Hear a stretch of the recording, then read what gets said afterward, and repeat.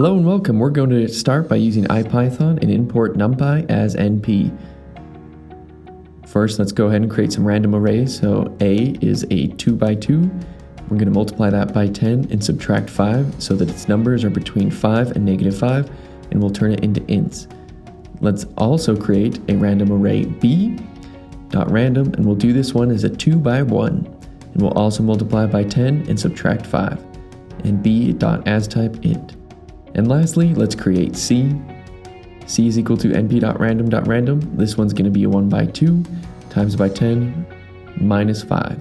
C is equal to c.astype int. Alright, so here's our array A, our array B, and our array C. Alright, for this first example, we're going to use A and B.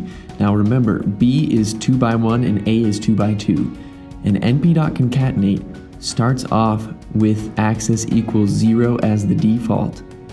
So if I plug in A and B here, it will not work because with axis equals 0, they need to have the same number of columns because it works just like vstack. So there's A and there's B again. Now let's do np.concatenate with A and C.